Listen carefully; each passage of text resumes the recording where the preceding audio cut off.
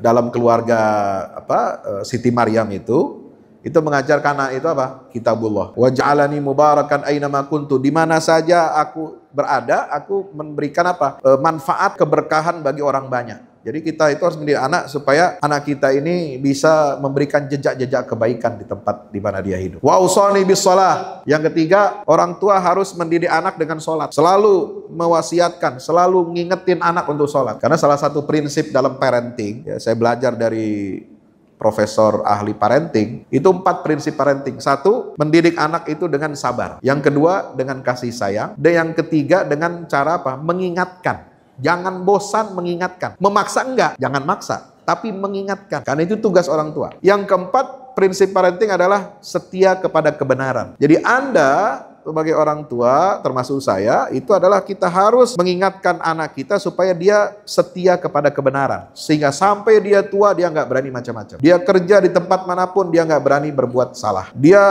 sekolah di luar negeri, jauh dari orang tua, dia nggak akan bergaul yang jelek-jelek. Itu prinsip parenting itu 4. Makanya Nabi Isa itu mengatakan apa? Wa ausani bis shalah wa zakah. Salat dan zakat nggak boleh lepas, ya. Madum tuhayya wa barram biwalidati, mengajarkan apa? Berbakti kepada orang tua.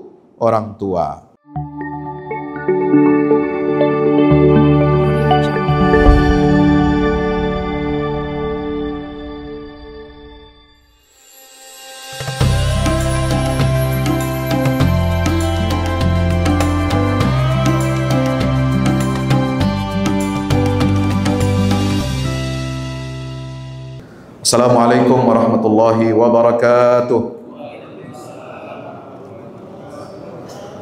Apa kabar Bapak Ibu semuanya? Alhamdulillah, masih semangat? 2 hari lagi cuti. Udah ngambil THR belum? Udah dikirim transfer? Alhamdulillah. Belum? Belum Pak? Belum 2 kali? Iya. Belum cair? Iya. Kalau gitu kencengin pinggang dulu deh. Bismillah, walhamdulillah, wassalatu wassalamu ala rasulillah wa ala alihi wa sahbihi wa mawalah. La haula wa la quwata illa billah. Mari kita bersyukur kehadirat Allah Subhanahu wa taala atas segala nikmat karunia-Nya, taufik hidayahnya kepada kita semua. Alhamdulillah kita masih diberikan kekuatan untuk bisa melaksanakan ibadah puasa, melaksanakan ibadah Ramadan sekaligus dengan fasilitas-fasilitas yang mewah dari Allah Subhanahu wa taala. Fasilitas mewah orang yang berpuasa adalah ketika orang yang berpuasa itu bisa hadir duduk di taman surganya Allah, yaitu di majelis ilmu. Kenapa saya katakan fasilitas mewah? Karena menuntut ilmu adalah ketakwaan kepada Allah Ta'ala. Sebagaimana firman Allah, wattaqullah wa yu'allimukumullah. Bertakwalah kamu semua kepada Allah, dan Allah pasti akan mengajarkan kamu hal-hal yang tidak kamu duga untuk memberikan manfaat dan maslahat buat kehidupan kita semuanya. Kenapa fasilitas mewah itu adalah duduk di majelis ilmu? Karena menyampaikan ilmu adalah ibadah. Jadi kalau dapat ilmu, habis dengar kajian zuhur di Masjid Fatahillah Balai Kota, itu jangan saudara simpen sendiri. Jangan saudara simpen dalam hati sendiri, diamalkan sendiri. Tapi justru harus disampaikan kepada orang. Minimal kepada keluarga. Ya, sebagai bagian apa? Itu menjadi ibadah kita kepada Allah Subhanahu wa ta'ala. Karena Nabi diperintahkan oleh Allah untuk menyampaikan tabligh. Ya ayyuhar rasulu balligh ma unzila ilaika mir rabbik fa illam taf'al fama ballaghta risalatah. Dan kita umatnya diperintahkan oleh Rasulullah, ballighu anni walau ayat. Sampaikanlah dari aku walaupun cuma 1 ayat. Ya. Kenapa fasilitas mewah kita berpuasa, kita bisa duduk di majelis ilmu? Karena mengulang-ulang ilmu adalah zikir. Jadi jangan salah, zikir itu bukan baca subhanallah 33, ya. Alhamdulillah 33, Allahu Akbar 33 setelah setiap sholat fardu. Tapi mengulang ilmu Nih dengar nih, Ustadz, Kiai, Mubalik, nyampaikan ayat, nyampaikan hadis. Saudara ingat, saudara catat. Sorenya, malamnya diingat lagi, dilihat lagi, direnungi lagi. Itu zikir. Ya, karena apa yang disampaikan itu adalah untuk mendekatkan diri kita kepada Allah Subhanahu wa taala. Taqarrub itu adalah bagian dari zikir kita kepada Allah Subhanahu wa taala. Baca Quran, baca satu ayat itu zikir. Ya. Kata Nabi SAW, man syaghalahul Quran an dzikri wa mas'alati a'taituhu afdala mimma utiya. Ya. Siapa orang yang disibukkan dengan membaca Al-Quran, mengulang-ulang ayat Quran yang tadi disampaikan, didengarkan, maka orang yang sibuk dengan Al-Quran itu, dia kemudian lupa minta kepadaku, minta hajat kepada aku, kata Allah, maka aku akan memberikannya lebih baik daripada apa yang dia minta. Alhamdulillah. Mencari ilmu juga adalah jalan menuju surganya Allah. Inilah fasilitas mewah yang ada di bulan suci Ramadan. Kalau kita berpuasa plus kita duduk di majelis ilmu, man salaka tariqan yaltamisu fihi ilman sahalallahu lahu bihi tariqan ilal jannah. Jadi jalan pintas untuk menuju surga itu harus melalui apa? Melalui jalan ilmu, insya Allah.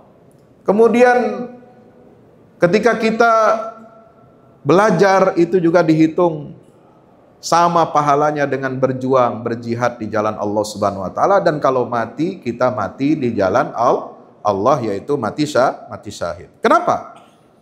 Pertanyaannya, kok ilmu ini fasilitas yang mewah? Karena ilmu itu adalah pangkal dan pondasi tauhid kepada Allah, ya. Tidak diterima tauhid kita kepada Allah, tidak terima ibadah kita kepada Allah kecuali dengan ilmu. Maka kita bersyukur kehadirat Allah Ta'ala, kita di bulan puasa ini masih diberikan kesempatan untuk hadir duduk di majelis ilmu di taman-taman surganya Allah Subhanahu wa taala. Bapak Ibu hadirin yang dimuliakan Allah Subhanahu wa taala, siang ini saya ingin memberikan kajian yang ringan-ringan aja. Ya. Karena saya tahu Bapak Ibu sudah pikirannya melayang-layang, mau beli baju lebaran buat anak, ya. Udah pikir gimana mau mudik gitu ya. Mau pikirin bagaimana nanti buat masak-masak, itu ibu-ibu ini di belakang. Jadi kajian kita sekarang adalah dalam waktu yang singkat ini tentang inspirasi Ramadan, bagaimana kita membangun karakter anak yang beradab. Ya, ini penting sekali, terutama di zaman kita. Ya, kita harus menjadikan Ramadan ini sebagai bulan pendidikan buat keluarga. Ya, kenapa? Karena kesempatan kita bertemu, kita bersama-sama bisa beribadah dengan keluarga itu yang paling indah itu ya bulan Ramadan ini. Ya, ada buka puasa bersama, ya. Ada tarawih bersama keluarga, ada tadarus Quran bersama keluarga, ada sholat subuh berjamaah bersama keluarga. Maka gunakan momentum bulan Ramadan ini betul-betul untuk apa? Kita mengambil inspirasi agar kita bisa mendidik anak-anak kita, membangun anak-anak yang beradab, ya, membangun karakter anak yang beradab. Ini penting. So, apa? Kalau kita lihat inspirasi dalam bulan Ramadan ini dari Al-Quranul Karim, ya, pentingnya bagi kita ini untuk mendidik generasi. Ya, kita orang beriman, kita sadar bahwa umur kita hidup di atas dunia ini sebentar, ya, sebentar. Maka tugas kita selain untuk memaksimalkan potensi diri kita untuk menjadi khalifah yang baik di atas muka bumi, khalifah yang sukses, ya, kemudian menjadi hamba yang beribadah kepada Allah dengan baik di atas muka bumi, kalau itu adalah tujuan penciptaan kita, wa ma khalaqtul jinna wal insa illa liya'budun, adalah barometer, ya, standar kesuksesan kita sebagai hamba Allah yang beriman adalah ketika kita bisa mendidik dan mewariskan nilai-nilai keimanan itu kepada anak cucu kita. Apa dalilnya?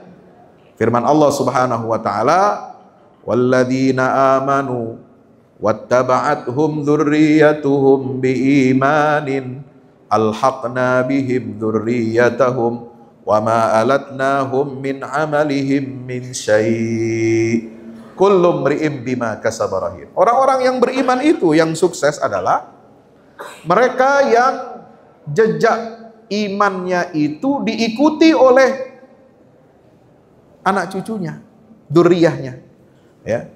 Walladzina amanu wattaba'athum dzurriyyatuhum biiman. Nah itu.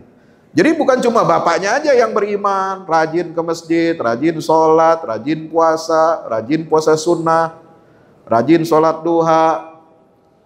Kalau datang ke kantor tepat waktu, pulang kantor tepat waktu, gitu ya. Ada tepat waktu pulang kantor. Ya. Rajin, senang bersilaturahim ya kepada saudara, kerabat, kepada teman gitu ya. Bukan hanya dia, tapi kesuksesan seorang bapak, seorang ibu ya, seorang hamba Allah yang beriman itu adalah manakala ketika dia jejak keimanannya itu diikuti oleh zuriyahnya. Walladzina amanu wattaba'athum dzurriyyatuhum biiman. Dia bisa mewariskan nilai-nilai keimanan. Ya, karena memang nilai iman itu nggak bisa diwarisi, kan ada lagunya tuh, ya kan, lagu nasyid ya, dari mana itu, Malaysia ya kan, apa udah tahun berapa itu ya, tahun 90-an itu, seingat saya waktu saya sekolah di pesantren, ya, itu iman itu nggak bisa diwarisi, makanya perlu pendidikan, ya, pendidikan di dalam keluarga, dan pendidik dari keluarga ini susah-susah gampang, ya. Sebab apa? Nggak ada diktatnya, nggak ada buku pelajarannya, ya, nggak ada prodi kuliahnya, nggak ada. Ya. Pernah nggak dapat kuliah atau ada yang pernah ikut perkuliahan prodi ilmu pendidikan keluarga? Ada. Nah, kalau saudara sarjana hukum ada prodi hukumnya, saudara sarjana teknik ada prodi macam-macam di fakultas tekniknya, ya. Saudara guru SMP, SD, SMA itu kan ada prodinya, ya. Pendidikan guru SD, PGSD, ya, dan lain sebagainya, ya. Sampai pendidikan jasmani aja itu ada prodinya, ya. Guru olahraga itu di sekolah-sekolah kan ada prodinya. Tapi untuk mendidik keluarga ada nggak prodinya? Nggak ada. Nah terus bagaimana kita mau mendidik keluarga, kita menikah? Nah itu harus kita menuntut ilmu. Dari mana sumber ilmunya? Ya nggak bisa enggak dari Quran. Sebab hanya Quran yang bisa memberikan pendidikan terbaik, ya, contoh model terbaik untuk pendidikan keluarga. Bagaimana caranya Al-Quran menggambarkan itu semua? Satu, di dalam Al-Quran digambarkan perintah kewajiban kita sebagai laki-laki, sebagai bapak, ya, untuk melindungi dan menjaga anak-anak kita dari api neraka. Ya ayyuhalladzina amanu qu anfusakum wa ahlikum nar. Surat At-Tahrim ayat 10. Wahai orang-orang yang beriman, nah ini prinsipnya ini, iman. Qu anfusakum, yang kedua, jagalah diri kamu. Ya, jaga, bentengi diri kamu. Wa ahlikum, dan keluargamu, anggota keluarga kamu itu harus kamu lindungi, harus kamu jaga, kamu harus bentengi. Dari apa? Dari api neraka. Ya. Waquduhan nas wal hijarah. Di mana api neraka itu bahan bakarnya terdiri dari apa? Bahan bakar api neraka. Ya. Itu dari apa? An-nas wal hijarah, manusia dan batu. Ya. Alaiha malaikatun ghilaz. Di dalam neraka itu ada penjaga-penjaga, malaikat-malaikat yang keras, ghilaz, syidad, kejam. Ya, untuk apa? Menghukum siapa saja orang tua, bapak, ibu yang ngaku beriman tapi nggak sanggup mendidik anak-anaknya dengan iman.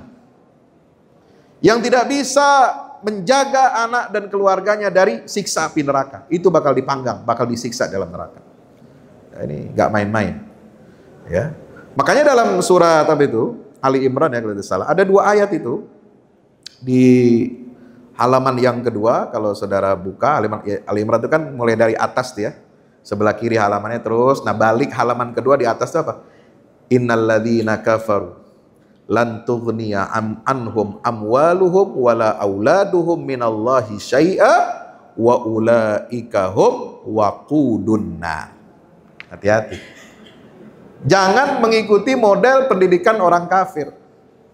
Sebab apa kata Allah? Orang kafir itu yang nggak beriman kepada Allah, yang nggak mau mengakui Allah sebagai Tuhan yang esa, yang berhak wajib untuk kita sembah, itu mereka itu tidak akan dapat menyelamatkan diri mereka. Punya harta banyak, punya anak yang pintar-pintar, cerdas-cerdas, itu nggak akan bisa menjaga dia dari siksa api neraka. Tidak akan mampu melindungi dia dari siksa Allah Ta'ala. Ya. Kenapa? Ulaika hum waqudun nar. Harta yang saudara cari, anak yang saudara lahirkan, kalau Anda tidak bisa memanagenya dengan benar, kalau saudara tidak bisa ya mengendalikan harta dan anak-anak itu sesuai dengan aturan syariat Allah, itu nanti di akhirat bakal jadi apa?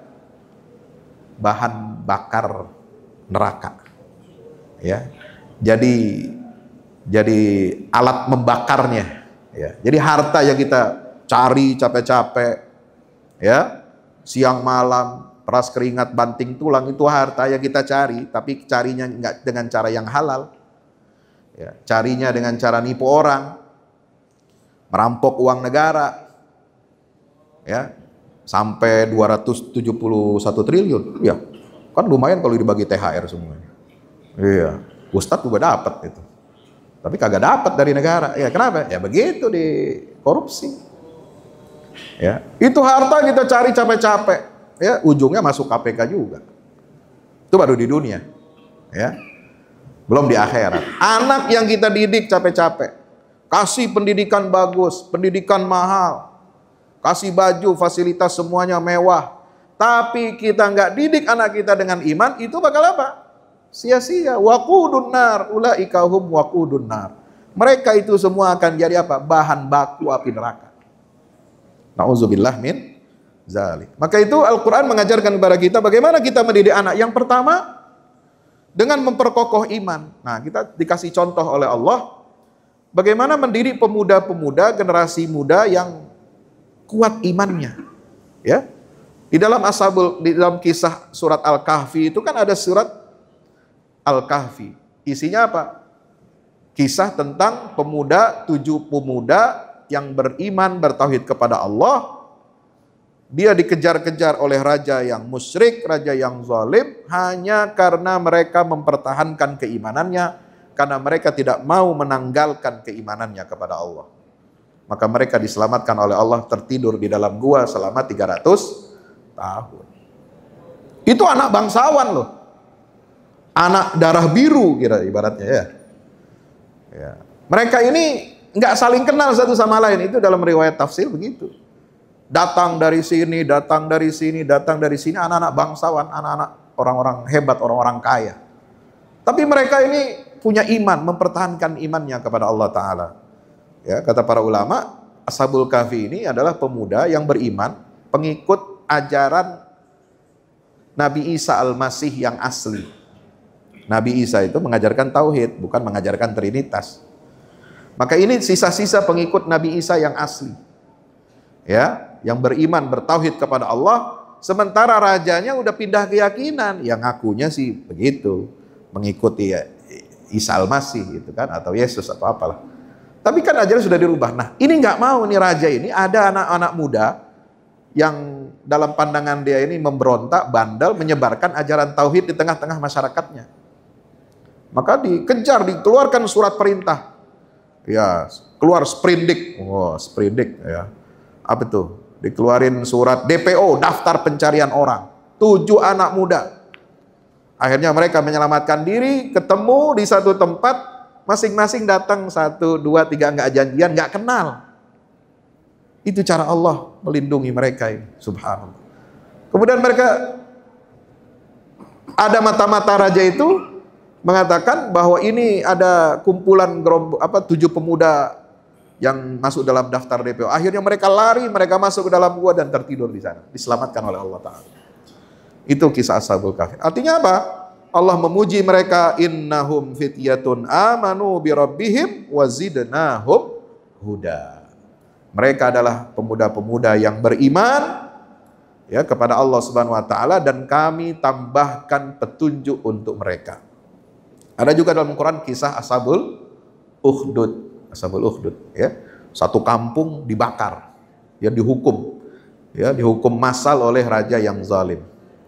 Ya, ceritanya itu ada seorang anak muda, ini dalam hadis Nabi sahih itu.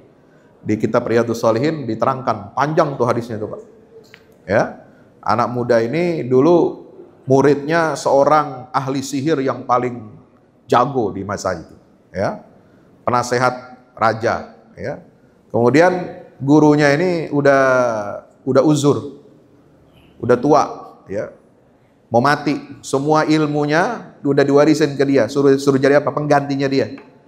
Ya, sementara jabatan dia di kerajaan itu sebagai apa?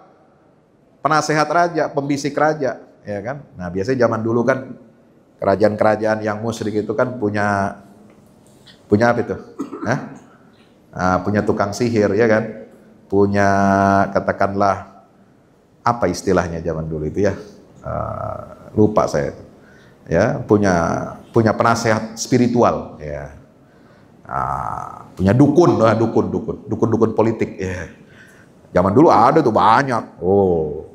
Rumah pejabat presiden zaman dulu, mohon maaf ya. Banyak tuh benda-benda aneh-aneh. Itu dibersihin tuh kemarin dulu ceritanya, mohon maaf ya. Ini cerita, kita bukan ingin menjelekkan sesuatu, tapi orang-orang udah, aku benahi adabmu, bersihkan hatimu. Ini baru selesai cetak, baru jadi di pertengahan bulan Ramadan itu ya. Nah, Bapak Ibu dirahmati Allah, Nabi Yusuf itu dikarenakan Allah apa? Kemampuan untuk mentakwil mimpi, ya, mentakbir mimpi, mimpi raja yang kalut, yang membuat dia nggak bisa tidur, nggak bisa tenang gitu ya. Mimpi negeri Mesir ini nanti dilanda kekacauan, ada 7 sapi yang gemuk dimakan sama yang kurus. Ada 7 bulir gandum yang besar ternyata jadi apa, di sebelahnya ada yang kering gitu kan. Ini kan menimbulkan kegelisahan. Lalu tidak ada dukun-dukun politiknya Raja Mesir ini yang bisa menafsirkan mimpi itu. Maka sampailah kepada telinga Nabi Yusuf di penjara, waktu itu dia kan di penjara itu atas tuduhan apa? Ya, berzina, berselingkuh dengan istri Perdana Menteri Mesir. Maka dia mengatakan kepada temannya yang baru keluar dari penjara itu, selamat, ya, tolong sampaikan kepada rajamu, takwil mimpinya begini. Subhanallah, dia tafsirkan ya, bahwa akan ada 7 tahun masa subur, agar setelah itu ada 7 tahun masa pacaklik, maka tugas raja adalah bagaimana ya mengatur pengeluaran logistik negara ini supaya berhemat, supaya menggiatkan masyarakat rakyatnya untuk menabung, untuk menyimpan bahan sembako, itu harus dilakukan. Nah, sekarang ini mirip seperti yang terjadi di Gaza, Pak. Ya, ini sekedar informasi ya, informasi tambahan. Kenapa Gaza itu bisa bertahan seperti itu? Karena mereka salah satu kekuatannya adalah ya, selain kekuatan iman, kekuatan Al-Qur'an, ya. Itu yang berperang di Gaza itu pejuang-pejuang Palestina itu rata-rata hafal Quran. Ya, 2 bulan sebelum serangan 7 Oktober itu, Badai Al-Aqsa, itu mereka mengadakan haflah khatam Quran untuk 3.000 rakyat Gaza, dari anak-anak sampai orang tua. Sekali duduk di masjid itu rame, ya. Itu. Jadi dari pagi sampai malam, subhanallah. Nah, itu saking cintanya mereka kepada Allah, dan itu setiap tahun meluluskan ribuan para penghafal Quran, termasuk ya yang pasukan elitnya Hamas itu adalah itu 10.000 anggotanya, diantaranya adalah para penghafal Quran. Juga mereka menerapkan apa? Sistem apa? Ketika mereka masa-masa damai, tidak perang, itu dianjurkan oleh pemimpinnya untuk apa? Menyimpan sembako. Ya, barang-barang yang masa kadaluarsanya masih 2 tahun, itu harus disimpan. Ya. harus disimpan, sebagiannya harus disisihkan. Maka dia bisa bertahan sampai sekarang. Nah, tapi karena sekarang ini perangnya sampai berbulan-bulan, ya karena mereka juga harus membutuhkan bantuan dan pertolongan dari luar juga. Jadi itu salah satu kekuatan. Nah, inilah ilmu Nabi Yusuf alaihissalam. Kenapa? Dia mengatakan, ij'alni, wahai raja, jadikan saya ala khazainil ard. Jadikan saya penanggung jawab urusan perbendaharaan negara. Ya, bendahara negara. Ya, jadi bendahara negara yang ngatur lalu lintas logistik, ekspor impor, kemudian keuangan, finansial, itu semua di bawah kendali siapa? Nabi Yusuf. Dia minta tuh. Apakah boleh minta jabatan? Sebenarnya dalam Islam ada aturan, jangan minta jabatan, tapi kalau dikasih harus dijalankan dengan amanah. Ya. Tapi untuk kasus Nabi Yusuf itu boleh. Kenapa? Dengan syarat kalau dia benar-benar sadar dan mengetahui dirinya mampu untuk mengemban amanah itu. Makanya ditegaskan setelah itu ayatnya mengatakan apa? Inni hafizun alim. Sungguhnya aku ini adalah orang yang mampu untuk menjaga kekayaan negara. Alimun, dan aku ini memiliki wawasan ilmu yang luas untuk urusan keuangan negara. Nah itu. Jadi kalau dua syarat ini terpenuhi, ya, nggak mempan sogok, nggak mempan korupsi, ya nggak mempan KKN, nggak mempan kong kali kong, nggak mempan cincai. Yang kedua punya ilmu yang luas, boleh dia minta jabatan itu. Tapi kalau kita masih ya pelintat-pelintut, masih pagi tempe sore kedelai, ya imannya kagak kuat gitu kan, ya jangan coba-coba Anda minta jabatan ya kepada penguasa. Itu nggak dibenarkan dalam Islam. Itu contoh dari Nabi Yusuf alaihissalam. Ini. Kemudian juga Nabi Musa itu memiliki sifat apa? Al-Qawiyul Amin, orang yang kuat dan amanah. Inna khaira man ista'jartal qawiyul amin. Ketika dua anak perempuan Nabi Syuaib ya, minta kepada bapaknya, ayah tolong jadikan Musa ini, anak muda ini ya, jadi pegawai kamu yang bantu urusan-urusan kita, urusan ternak, kasih makan, kasih air, kasih minum, kasih macam-macam. Ya. Angkat dia jadi asisten. Kenapa? Karena dia ini anak muda yang kuat, al-qawiyu. Al-amin, dia punya amanah, ya, terpercaya dan jujur. Makanya kita didik anak-anak kita itu harus memiliki apa? Kekuatan fisik dan juga kekuatan mental dengan sifat amanah. Kekuatan fisiknya bagaimana? Nabi ajarkan anak-anak kamu dengan 3 olahraga. Yang pertama dengan renang, yang kedua dengan memanah, yang ketiga dengan berkuda. Ya, apa arti semua ini? Kenapa harus memanah? Kenapa harus renang? Kenapa berkuda? Karena ini basic needs, ya, kebutuhan dasar manusia itu adalah dia harus survive, ya, harus memiliki skill untuk survive. Bagaimana? Renang itu kan endurance, ya, kemampuan dia untuk bernafas, ya, mengatur ritme ketika dia olahraga di dalam air, itu endurance. Kemudian memanah itu butuh fokus, ya, selain kekuatan juga fokus, ya, itu makna memanah. Kemudian berkuda itu ada sifat kesatria, ya, karena beda, ya, naik motor tiap hari sama naik kuda beda, ya, naik motor tiap hari yang ada badan pegal, ya, kemudian bisa encok, bisa carap kejepit tuh. Kalau orang naik kuda, ya, zaman Nabi nggak ada orang sakit saraf kejepit. Kenapa? Tiap harinya naik kuda, gitu, berkuda. Itu salah satu kenapa hikmah Nabi SAW mengajarkan kepada kita untuk mendidik fisik anak-anak itu dengan 3 hal ini, yaitu berenang. Padahal Nabi itu dulu, ya, di Mekah Madinah nggak ada sungai, ya, lautnya jauh, lautnya di Jeddah sono dari Mekah itu, kan? Dan Nabi waktu itu belum punya angkatan laut, ya, tapi udah ngajarin orang untuk berenang, subhanallah, ya. Yang ketiga, ya, dengan apa? Perbaikan akhlak dan adab.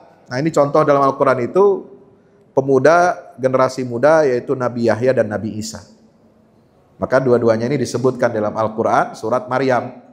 wa salamun alaihi yauma wulida wa yauma yamutu wa yauma yub'atsu hayya. Nabi Yahya itu dimuliakan oleh Allah. Yahya itu kalau dalam bahasa dalam tradisi Kristen itu Saint John. Saint John itu, ya. Saint John itu Yahya. Nah, itu kuburnya, Pak. Kuburnya Nabi Yahya itu ada di dalam masjid kita umat Islam di Damaskus. Masjid Agung Damaskus itu ada kubur Nabi Yahya yang nama Kristennya Saint John. Ya, dulu Paus Vatikan pernah ziarah ke masjid itu, lalu dia datang khusus ke makamnya Saint John ini, Nabi Yahya. Nah, itulah. Jadi Islam ini satu, ya, mengajarkan tauhid. Semua nabi-nabi terdahulu itu mengajarkan tauhid. Buktinya apa? Nabi Yahya dikuburnya di dalam masjid di zaman itu, ya, sampai sekarang. Setelah mengalami renovasi, perluasan, maka kubur itu tetap ada di situ dan tidak dipindahkan. Itu nggak apa-apa kalau. Tapi kalau kita sengaja ada masjid, lalu kita mau nguburin orang dalam masjid, itu kagak boleh, haram. Tapi kalau sudah ada masjid, udah ada makamnya, ya, udah dari situ dari dulu kayak makam Nabi, ya kan, di kamarnya Aisyah, itu kan nggak boleh dipindah-pindah. Lalu ada perluasan Masjid Nabawi, maka dia masuk dalam area masjid nggak apa-apa. Nah, ketika orang sholatnya bukan menghadap kubur, tapi menghadap kiblat. Itu hukumnya begitu. Jadi jangan disalahpahami. Gitu. Kenapa kok ada kuburan dalam masjid? Nah, itu latar belakangnya begitu. Ya, bukan karena ada masjid dulu baru kita mau nguburin orang, itu nggak boleh. Iya. Paham ya sampai sini ya? Itu Nabi Yahya. Itu dipuji oleh Allah. Dia mendapatkan keselamatan, kesejahteraan ketika hari dia lahir, ketika hari dia mati, dan hari dibangkitkan. Dan Allah berbicara tentang Nabi Isa bagaimana? Wassalamu alayya yauma wulidtu wa yauma amutu wa yauma ub'atsu hayya. Semoga salam kesejahteraan, keselamatan itu ya Allah berikan kepada saya ketika aku lahir, ketika aku mati, dan ketika aku nanti dibangkitkan. Nah, jadi Nabi Isa itu adalah sosok yang bertauhid kepada Allah. Apa sebabnya beliau mengatakan demikian? Itu kan ada ayat sebelumnya. Wa barram biwalidati wa lam yaj'alni jabbaran syaqiyya. Itu disebutkan itu apa? Inni Abdullah ataniyal kitab. Itu cara mendidik anak ya, dalam keluarga Siti Maryam itu mengajarkan anak itu apa? Kitabullah. Ya, wa ja'alani mubarakan aina ma kuntu. Di mana saja aku berada, aku memberikan apa? Manfaat ya, keberkahan bagi orang banyak. Jadi kita itu harus mendidik anak supaya anak kita ini bisa memberikan jejak-jejak kebaikan di tempat di mana dia hidup. Wa usani bis shalah. Yang ketiga, orang tua harus mendidik anak dengan sholat. Selalu mewasiatkan, selalu ngingetin anak untuk sholat. Karena salah satu prinsip dalam parenting, ya, saya belajar dari profesor ahli parenting di UGM, orang UGM, ya, itu 4 prinsip parenting. 1, mendidik anak itu dengan sabar. Yang kedua dengan kasih sayang. Dan yang ketiga dengan cara apa? Mengingatkan. Jangan bosan mengingatkan. Memaksa enggak, jangan maksa, tapi mengingatkan. Karena itu tugas orang tua. Yang keempat, prinsip parenting adalah setia kepada kebenaran. Jadi Anda sebagai orang tua, termasuk saya, itu adalah kita harus mengingatkan anak kita supaya dia setia kepada kebenaran. Sehingga sampai dia tua, dia nggak berani macam-macam. Dia kerja di tempat manapun, dia nggak berani berbuat salah. Ya, dia sekolah di luar negeri jauh dari orang tua, dia nggak akan bergaul yang jelek-jelek. Itu prinsip parenting itu 4. Ya, makanya Nabi Isa itu mengatakan apa? Wa ausani bis shalah waz zakah. Ya, salat dan zakat nggak boleh lepas. Ya, madum tuhayya wa barram biwalidati, mengajarkan apa? Berbakti kepada orang tua. Ya. Yang keempat, bagaimana kita mendidik adab supaya beradab itu dengan menata keluarga. Ya, kita menata keluarga, membangun keluarga harus punya visi. Visinya yaitu supaya apa? Menyiapkan generasi yang tangguh. Seperti visi keluarga Imran, visi keluarga Nabi Ibrahim, ya. Visi keluarganya Nabi Muhammad sallallahu alaihi wasallam. Ya, maka disebut di dalam Al-Qur'an itu, innallaha astafa Adam wa Nuhan wa ala Ibrahim wa ala Imran alal alamin dzurriyyatan ba'dhuha min ba'd. Kenapa keluarga Ibrahim, keluarga Imran itu dipuji oleh Allah? Karena dzurriyyatan ba'duha min ba'din. Satu generasi itu bisa mencontoh generasi sebelumnya. Nilai kebaikan yang ada pada generasi orang tua nurun kepada generasi anaknya. Kebaikan yang ada pada generasi anak itu dari orang tuanya nurun lagi kepada cucunya. Begitu. Itu baru dipuji oleh Allah Subhanahu wa taala. Makanya kita harus menata keluarga. Yang terakhir, bagaimana kita mendidik anak kita agar memiliki adab yang baik, yaitu dengan mengikuti kurikulum Quran dan Sunnah. Quran dan Sunnah memberikan visi apa? Membentuk pribadi hamba Allah yang disebut dalam Al-Quran Surat Al-Furqan Ibadur Rahman. Ya, hamba-hamba Ar-Rahman di surat Al-Furqan mulai ayat 75 sampai akhir ya, dia sampai akhir surat itu. Yang kedua, ibadan lana. Hamba-hamba kami yang memiliki kekuatan. Uli ba'sin syadid, itu disebutkan dalam surat Al-Isra ayat 4. Jadi surat Al-Isra, tahu surat Isra? Ya, juz 4 juz 15 itu tengah-tengah itu berbicara tentang bagaimana kita harus membangun generasi yang kuat, hamba Allah yang kuat. Supaya apa? Supaya di akhir zaman kita bisa mengalahkan dominasi Yahudi. Itu tujuannya, itu ayatnya kan begitu berbicaranya. Untuk mengalahkan Bani Israel, untuk menghancurkan kesombongan mereka, maka harus lahir hamba-hamba Allah, ibadan lana uli ba'sin syadid. Ya, itulah yang akan menyuramkan wajah Bani Israel, dan generasi itulah yang dipilih oleh Allah untuk dapat mengembalikan Masjidil Aqsa ke tangan umat Islam. Maka Nabi SAW bersabda, la tazalu ta'ifatum min ummati zahirina 'alal haq li'aduwihim qahirin la yadurruhum man khalafahum wala man khadalahum wala ma asabahum min la'wa illa wahum kadzalik. Qila ainahum ya Rasulullah? Hum fi Baitul Maqdis wa kna fi Baitul Maqdis. Dalam hadis Bukhari disebutkan bahwa Nabi bersabda akan selalu ada satu kelompok orang beriman ini yang menegakkan kebenaran sampai kiamat, yang bisa mengalahkan musuh-musuhnya, dan mereka tidak membahayakan mereka orang-orang yang menyelisihi, yang menelantarkan mereka. Ya. Di mana mereka ya Rasulullah, kata para sahabat? Mereka adanya di Baitul Maqdis, di Yerusalem, di Al-Quds dan Baitul Maqdis, yaitu wilayah-wilayah yang ada di sekitar Masjidil Aqsa, yaitu bumi Palestina. Wa akna fi Baitul Maqdis, dan negeri-negeri penyangganya. Nah, mudah-mudahan kita sebagai orang tua, kepala keluarga bisa mendidik anak-anak kita sesuai dengan panduan Quran dan Sunnah. Amin ya Rabbal alamin. Terima kasih atas perhatiannya. Mohon maaf atas segala kekurangannya. Mari kita tutup dengan hamdalah dan kafaratul majlis. Alhamdulillahirabbil alamin. Subhanakallahumma bihamdika asyhadu an la ilaha illa anta astaghfiruka wa atubu ilaik. Selamat berhari raya, selamat mudik, lancar, barokah. Kembali lagi bekerja nanti dengan baik. Dan bagi Bapak Ibu yang ingin memiliki bukunya, ada di belakang ya, ada tim saya yang akan sedia. Assalamualaikum warahmatullahi wabarakatuh.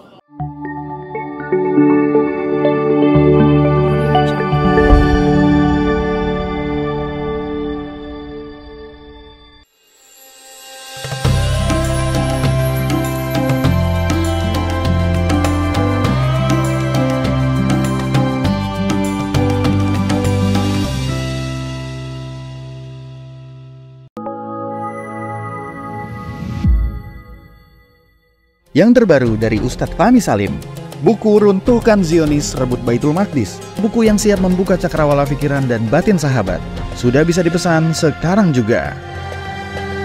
Hasil yang dicapai para mujahidin dalam pertempuran Badai Al-Aqsa 7 Oktober 2023 memiliki arti penting ataupun nilai strategis, bukan hanya dalam pembuktian bahwa kekuatan Israel bisa dikalahkan bahkan oleh pihak yang memiliki persenjataan jauh di bawahnya, melainkan juga dalam menyadarkan dunia Islam, terutama para pemimpinnya yang memilih menjadi penonton ketimbang membantu sesama saudaranya.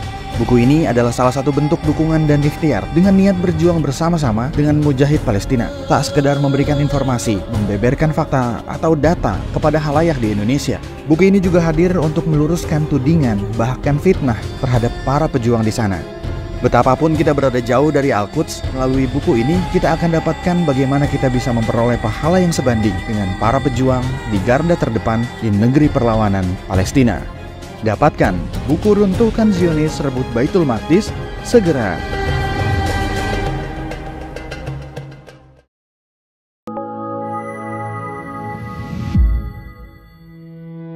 Yang terbaru dari Ustadz Fahmi Salim, 2 buku tentang parenting Qurani dan jihad membela Baitul Maqdis. Buku Wahai Anakku, Benahi Adabmu, Bersihkan Hatimu, buku yang siap membuka cakrawala pikiran dan batin sahabat. Buku Wahai Anakku, Benahi Adabmu, Bersihkan Hatimu disusun dengan mengambil inspirasi dari buah pena Imam Al-Ghazali, Ayyuhal Walad. Buku ini diformat dengan dialog orang tua pada anaknya. Meski begitu, dialog ini bisa dibaca secara umum bagi para calon orang tua untuk anak-anaknya kelak. Bentuk dialog kami dapati banyak dipakai dalam kisah-kisah di Al-Quran ketika menerangkan soal pengasuhan. Misalnya antara Nabi Ibrahim dan Nabi Ismail atau Luqman dan putranya. Hadirnya buku ini semoga menjadi penambah keilmuan kita agar tidak salah dalam membentuk generasi penerus yang menjadi pewaris amal jariah kita. Meninggalkan mereka, anak-anak kita, sebagai investasi amal soleh yang akan terus mengalir kepada kita. Dapatkan buku Wahai Anakku, Benahi Adabmu, Bersihkan Hatimu segera.